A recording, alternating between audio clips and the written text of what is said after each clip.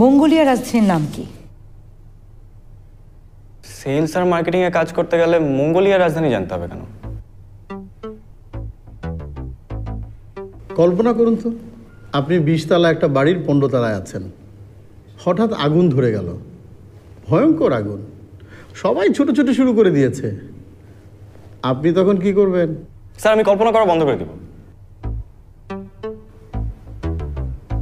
আচ্ছা বলুন তো, একটা দেয়াল বানাতে 10 জন মানুষের যদি 8 দিন সময় লাগে, তাহলে একই দেয়াল বানাতে 8 জন মানুষের কতদিন সময় লাগবে?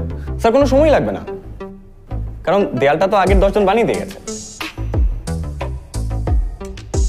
ওকে ফাইন, আপনার কমন সেন্স ভালো, কিন্তু আপনার সিজিপি এর যে অবস্থা তাতে করে আপনার চাকরি পাওয়া মুশকিল। আর আমাদের কোম্পানি একটা পলিসি আছে, আই থিঙ্ক ইউ আন্ডারস্ট্যান্ড। জি স্যার, থ্যাংক ইউ।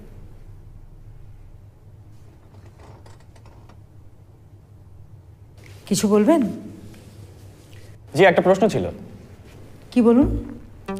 মাদাগাস্কারের রাজধানীটা কি, যদি একটু বলে দেন। কেন?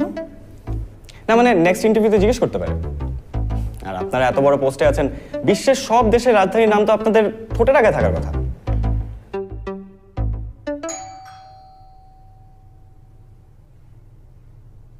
হাতটা ধুইয়া খাইতে বস বাবা। আগে জিজ্ঞাসা করো ওর চাকরির ইন্টারভিউটা কেমন হইল। ভালো হয়নি। নাও ওরা এখন বসে ভালো করে খাওয়াও।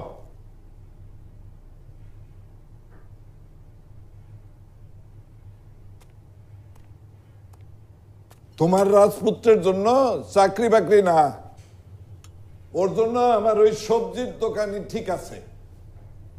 ওরে কাল থেকে দোকানে বসতে বলবা, বেকার বসে থাকার থেকে ভালো।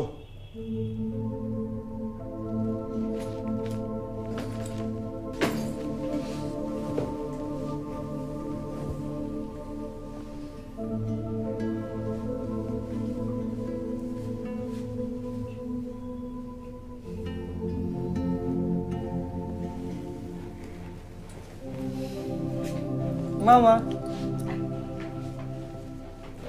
কেন যে তোর একটা চাকরি হয় না? আমার চাকরি হয় না কারণ মঙ্গোলিয়ার রাজধানী কি আমি জানি না। চাকরির জন্য এটা জানা খুব জরুরি, বুঝছো? তোর আব্বা বলতেছিল দোকানে বসতে। কতবার বলছি এই সবজির দোকানদার আমি করব না, এই ব্যবসায় কোনো ইজ্জত নাই আম্মা। আর বন্ধুরা আমাকে ভেজিটেবল বলে খাপায়। এই বন্ধুরাই ওর সর্বনাশ করব, এগুলো ওরে ছাড়তে বলো। বন্ধু বান্ধব দিয়ে জীবন চলে না।